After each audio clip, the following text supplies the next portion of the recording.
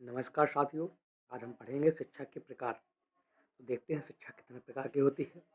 शिक्षा औपचारिक यानी स्कूल, अनौपचारिक यानी परिवार समाज ये सब, और निरौपचारिक यानी होता है पात्राचार।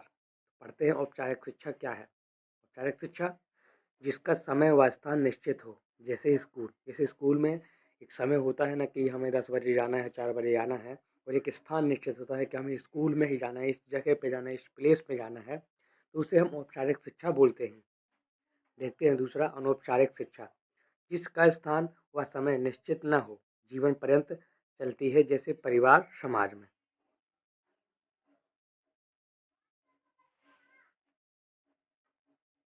अनौपचारिक शिक्षा दूसरा देखते हैं। अनौपचारिक शिक्षा जिसका स्थान व समय निश्चित ना हो, जीवन पर्यंत चलती है, जैसे परिवार समाज में। तो अनौपचारिक शिक्षा वह है जिसका स्थान यानी परिवार का जो स्थान है कहीं भी हो सकता है, उस समय वो कभी भी हो सकता है, वह अनौपचारिक शिक्षा होती है जो जीवन भर चलती है। देखते हैं तीसरा निरौपचारिक शिक्षा, दूरस्थ शिक्षा, पत्राचार व खुले विद्यालय या कॉलेज द्वारा शिक्षा। जो अपन मतलब अपने यहाँ से दूर जो शिक्षा ग्रहण करते हैं, जहाँ दूर शिक्षा ग्रहण कराई जाती है, जहाँ पत्राचार या खुले खुले विद्यालय में या कॉलेज द्वारा शिक्षा, उसे औपचारिक शिक्षा कहते हैं। चलते हैं नीचे की ओर और देखते हैं शिक्षा मनोविज्ञान क्या है। तो आज हम पढ़ेंगे शिक्षा मनोविज्ञान क्या है।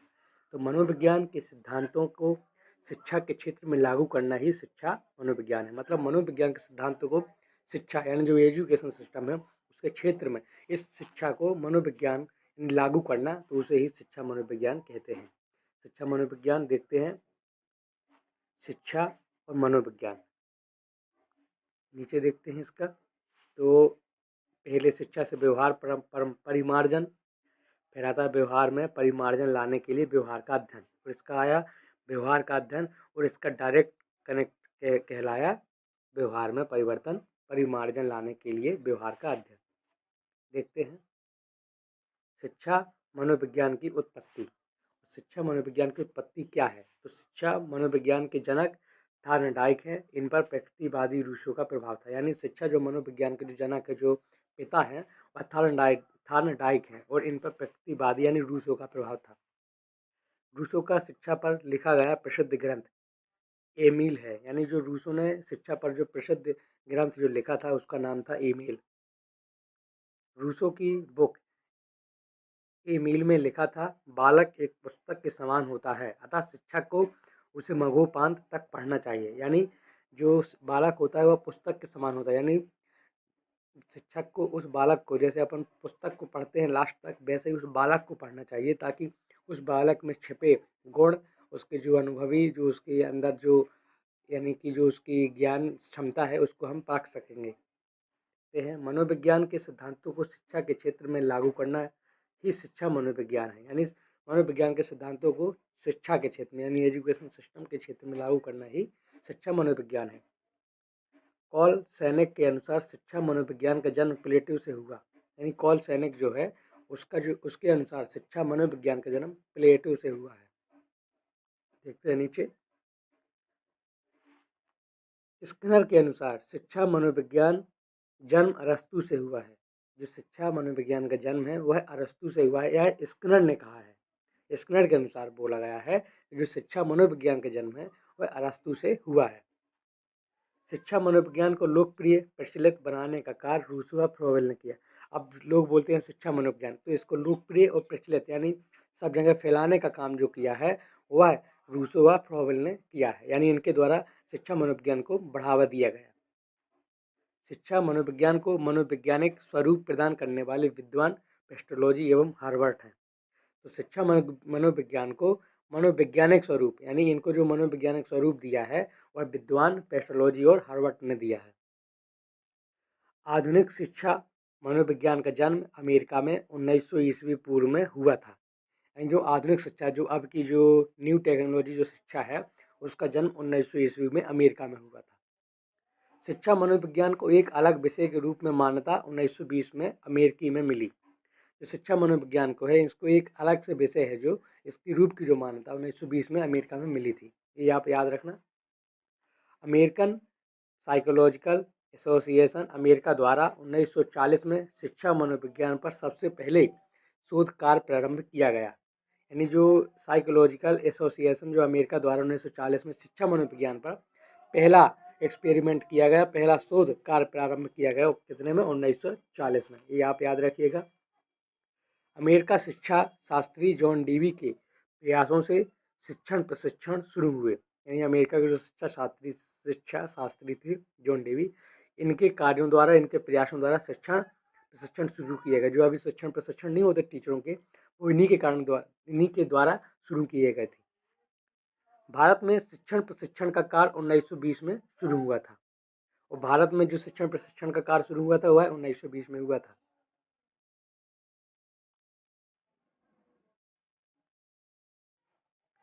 शिक्षा मनोविज्ञान की परिभाषाएं। क्रो एवं क्रो शिक्षा यानी क्रो एवं क्रो के अनुसार शिक्षा मनोविज्ञान बालक के जन्म से लेकर वृद्धावस्था तक सीखने के अनुभवों की व्याख्या एवं वर्णन करती है। यानी जो शिक्षा मनोविज्ञान है वह बालक के जन्म से लेकर वृद्धावस्था तक सीखने और उसके अनुभवों की जो ज्ञान है, जो नॉलेज है, उसका मतलब वर्णन करती है, उसको दर्शाती है कि बच्चा जब जन्म से लेकर वृद्धावस्था तक जाता है तब तक वह शिक्षा मनोविज्ञान यानी सीखता है और अपने अनुभवों को प्रकट करता है। कॉल सनिक के अनुसार शिक्षा मनोविज्ञान के अंतर्गत मनोविज्ञान के अनुसंधानों व सिद्धांतों का शिक्षा के क्षेत्र में अध्ययन किया जाता है। यानी जो शिक्षा मनोविज्ञान है वह मनोविज्ञान के जो उसके लैब होते हैं, जो अनुसंधान होते हैं, उसके सिद्धांतों के शिक्षा के क्षेत्र में अध्ययन किया जाता है। प्रोफेसर HR भाटिया ने कहा था, शैक्षणिक पर्यावरण में किसी विद्यार्थी या व्यक्ति के व्यवहार का अध्ययन ही शिक्षा मनोविज्ञान है। यानी शैक्षणिक पर्यावरण में, यानी जो शैक्षिक पर्यावरण होता है, जो यानी एजुकेशन एनवायरनमेंट होता है, उसमें किसी विद्यार्थी या व्यक्ति के व्यवहार का अध्ययन किया जाता है तो उसे ही शिक्षा मनोविज्ञान कहा जाता है। स्किनर के द्वारा कहा गया है कि शिक्षा मनोविज्ञान के अंतर्गत शिक्षा से संबंधित संपूर्ण व्यवहार और व्यक्तित्व शामिल होता है। यानी शिक्षा मनोविज्ञान के जो अंतर्गत आता है उसमें शिक्षा से संबंधित जितने भी व्यवहार है, जितने भी गतिविधि हैं एक व्यक्ति के द्वारा, वो सब उसमें भी शामिल होता है।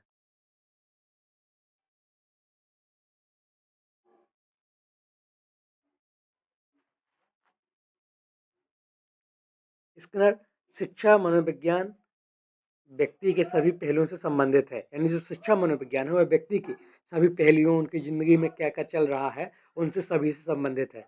फिर से स्किनर ने कहा था, शिक्षा मनोविज्ञान अध्यापकों की तैयारी की आधारशिला है। शिक्षा मनोविज्ञान जो है, जो अध्यापकों की तैयारी है, उसकी एक आधारशिला यानी जो उसकी जो पहली नींव है वह शिक्षा मनोविज्ञान ही है। जो टीचर पढ़ाते हैं उनकी पहली नींव यानी पहली आधारशिला शिक्षा मनोविज्ञान ही कहलाती है। स्टीफन ने कहा था, शिक्षा मनोविज्ञान बालक के क्रमबद्ध शैक्षिक विकास का अध्ययन है। जो शिक्षा मनोविज्ञान बालक के क्रमबद्ध शैक्षिक विकास का अध्ययन है। जो शिक्षा मनोविज्ञान है वह बालक के जो रणनीति है, जो क्रम से चलती आ रही, पहले वह पढ़ता है पहली क्लास में, दूसरी क्लास में, उसी प्रकार शैक्षिक विकास का अध्ययन करता है। मनोविज्ञान के घटक जो 4 हैं वह 5 हैं। तो देखते हैं कौन कौन से 5 हैं। पहला, शिक्षक। मनोविज्ञान का पहला घटक है शिक्षक। दूसरा है विद्यार्थी, सबसे महत्वपूर्ण घटक कहलाएगा विद्यार्थी। तीसरा है परिस्थितियाँ, विद्यार्थी कौन सी परिस्थिति में विद्यालय आ रहा है, उसकी क्या कमी है, ये सब। चौथा हो गया पाठचर्या, यानी जो उसका सिलेबस है उसे पाठचर्या बोलते हैं। पांचवा कहलाए शिक्षण विधियाँ। इन पांचों घटकों में विद्यार्थी यानी शिक्षार्थी जो है सबसे महत्वपूर्ण है। जो इन 5 घटकों में है वह विद्यार्थी इम्पोर्टेंट है, यानी विद्यार्थी के बिना ये 5 घटक अधूरे हैं। देखते हैं शिक्षा मनोविज्ञान का क्षेत्र, यानी शिक्षा मनोविज्ञान के क्षेत्र कहाँ कहाँ तक हैं, कौन कौन से हैं, अब हम इस वीडियो में जानेंगे। तो देखते हैं बालक की अभिवृद्धि व विकास का अध्ययन। जो बालक की अभिवृद्धि यानी जो बालक की वृद्धि होती है, अंतर्वृद्धि, विकास जिसे बोलते हैं, वह उसका शिक्षा मनोविज्ञान के क्षेत्र में अध्ययन किया जाता है। दूसरा है बालक की विशेष योग्यताओं का अध्ययन।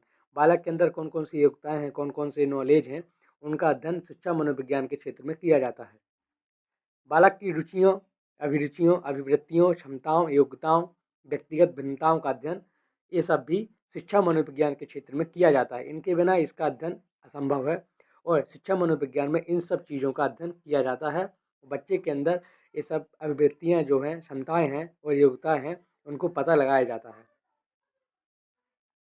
बालक के वंशानुक्रम व वातावरण का अध्ययन किया जाता है। जो बालक के वंशानुक्रम यानी बालक जो क्रमानुसार जो वंश का है वह वातावरण और जो उसको जो वातावरण मिला है उसका अध्ययन किया जाता है। बालक के शारीरिक, मानसिक, सामाजिक, संवेगात्मक विकास का अध्ययन किया। जो बालक के शारीरिक है और जो मानसिक, जो सामाजिक, संवेगात्मक यानी शारीरिक यानी उसके जो विकास हो रहा है, मानसिक विकास, सामाजिक विकास और संवेगात्मक विकास, तीनों के बिना एक दूसरे अधूरे हैं और तीनों का अध्ययन शिक्षा मनोविज्ञान में किया जाता है।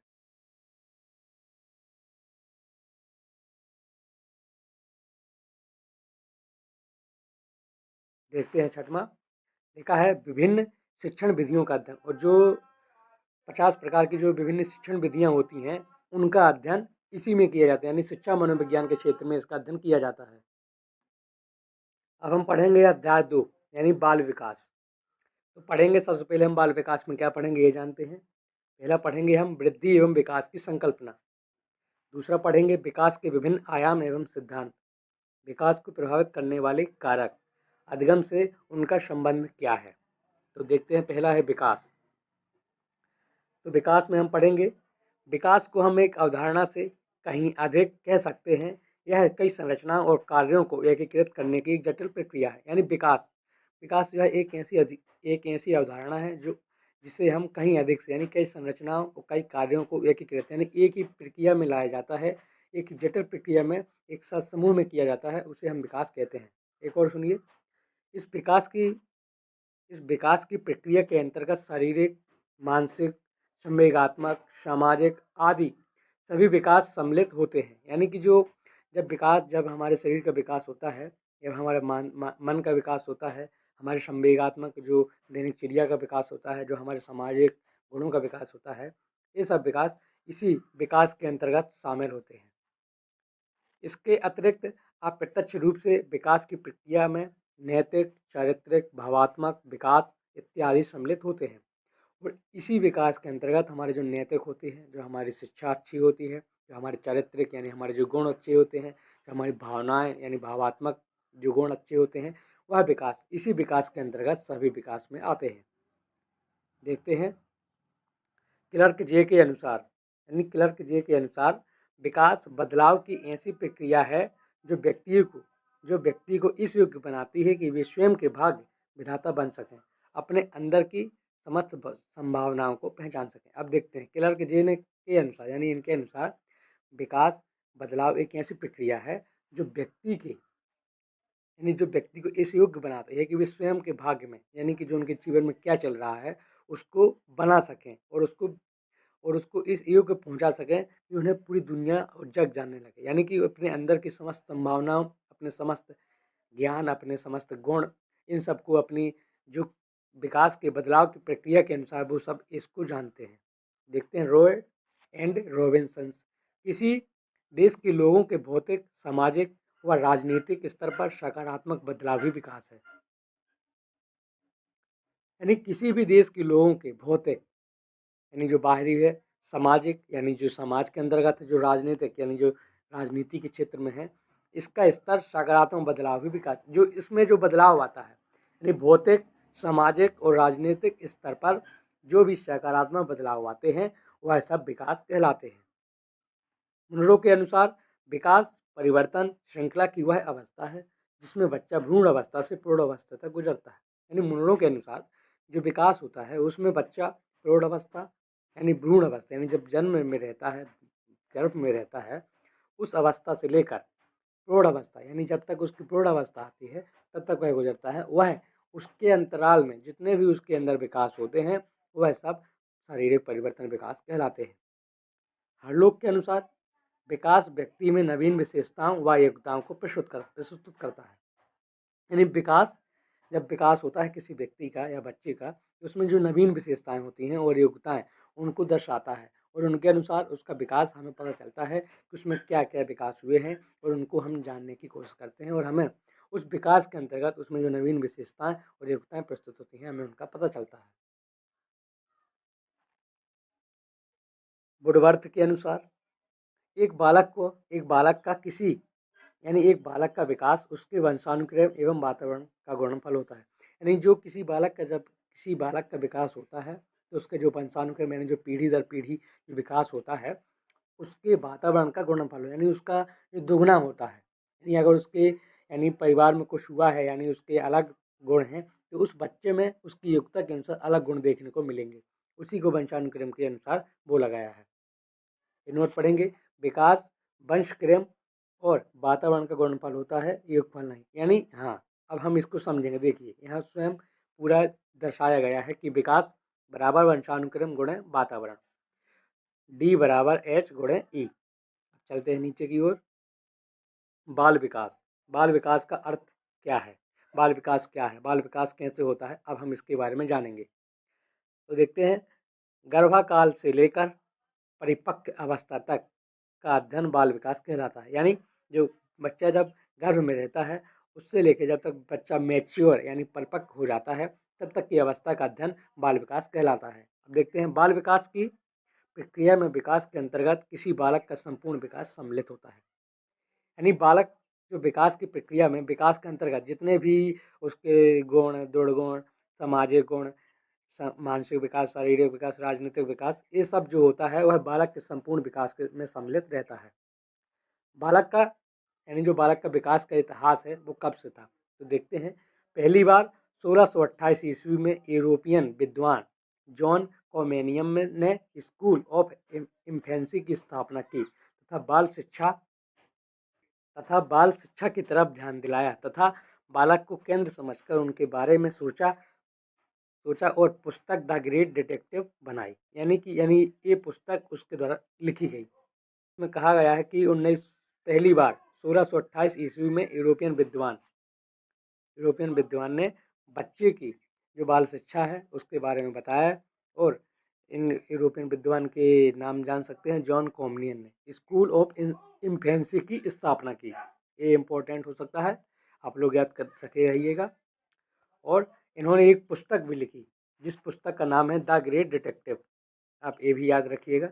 अब देखते हैं रूसो के अनुसार। रूसो ने पुस्तक लिखी एमिले में बच्चों की शिक्षा का अध्ययन किया है। पुस्तक ने जो पुस्तक लिखी उसका नाम एमिले है और उसमें बच्चों की शिक्षा का अध्ययन किया हुआ है। पहला काल्पनिक शिष्य का नाम भी एमिले था। हाँ, जो रूसो ने अपने जो शिष्य बनाया था यानी अपने जो मन में जो अपना आधार मान के जो शिक्षक यानी जो विद्यार्थी यानी शिक्षार्थी को बनाया था उस विद्यार्थी का नाम, उस शिष्य का नाम एमिले था। आप ये याद रखिएगा, ये वेरी इंपॉर्टेंट हो सकता है। बाल विकास का वैज्ञानिक अध्ययन करने वाला व्यक्ति पेस्टोलॉजी थे। यानी जो बाल विकास का वैज्ञानिक अध्ययन करने वाले पहले व्यक्ति पेस्टोलॉजी थे जिन्होंने प्रथम बार बालक के विकास को लेकर विचार दिया। यानी पेस्टोलॉजी वो थे जिन्होंने पहली बार बालक के विकास को लेकर विचार दिया और सबके सामने इस विचार को प्रस्तुत किया। सन 1774 ईस्वी में अपने ही 3.5 वर्षीय पुत्र का अध्ययन किया और उसके विकास को समझते हुए बेबी बायोग्राफी नामक लेख लिखा। अतः बाल मनोविज्ञान के जनक पेस्टोलॉजी हैं। यानी समझ सकते हैं इन्होंने अपने ही बच्चे पर यानी 3.5 साल के बच्चे पर अध्ययन किया और उसके विकास को समझते हुए बेबी बायोग्राफी नामक लेख लिखा और इस लेख का नाम बाल मनोविज्ञान के नाम पे पढ़ा गया और इसके जो जनक है पेस्टोलॉजी हैं। पेस्टोलॉजी के लेख को जर्मनी के बाल रोग विशेषज्ञ टाइममैन ने पढ़ा व समझा तथा उसके आधार पर बाल चिकित्सा एवं विज्ञान की विचारधारा का विकास किया। तो जिसके जो बारे में है पेस्टोलॉजी के लेख को जर्मन के बाल रोग विशेषज्ञ टाइडमैन ने पढ़ा और इसको समझा और इसके आधार पर बाल चिकित्सा अनुविज्ञान की विचारधारा का विकास किया। और बाल चिकित्सा यानी जो बालकों में रोग इनकी जो हॉस्पिटल है इनके बारे में टाइडमैन ने मतलब पूरी विस्तार से पढ़कर समझकर इसके बारे में विचारधारा प्रस्तुत किया और इसके जो उपचार हैं उसके लिए हॉस्पिटल निर्माण किए। चलते हैं नीचे की ओर। बाल चिकित्सा मनोविज्ञान के जनक टाइडमैन है। अब ये भी इम्पोर्टेंट हो सकता है कि बाल चिकित्सा के जनक कौन है, तो ये हैं टाइडमैन। 19वीं सदी में श्रीमती हरलोक ने विचार दिया कि एक बालक का विकास गर्भकाल से ही प्रारंभ हो जाता है। यानी श्रीमती हरलोक ने विचार दिया था कि किसी बच्चे का जो बालक होता है उसका गर्भकाल से ही विकास प्रारंभ हो जाता है। नोट पढ़ेंगे। जब हम बालक के विकास का अध्ययन जन्म के बाद की अवस्थाओं को लेकर करते हैं तो यह बाल मनोविज्ञान कहलाता है, और अगर जन्म से पूर्व गर्भावस्था से अध्ययन किया जाता है तो वह बाल विकास कहलाता है। अब इसमें समझिएगा, जब हम बालक का जो विकास होता है उसका अध्ययन जन्म के बाद करते हैं तो उसे हम मनोबाल विज्ञान कहते हैं, यानी बाल मनोविज्ञान कहते हैं। और अगर हम जन्म से पहले यानी गर्भावस्था में बच्चे का अध्ययन किया जाता है तो उसे हम बाल विकास कहते हैं। समझ आया? चलिए पढ़ते हैं। बाल अध्ययन आंदोलन की शुरुआत अमेरिका में 1893 स्टैनले हॉल ने की थी। यानी जो बाल अध्ययन आंदोलन शुरुआत कब हुआ था? अमेरिका में 1900 यानी 1893 में स्टैनले हॉल के द्वारा किया गया था। स्टैनले हॉल ने बाल अध्ययन सीमित और बालक कल्याण संगठन की स्थापना की तथा पेडोलॉजिकल सेमिनरी नामक पत्रिका में बाल विकास का अध्ययन किया।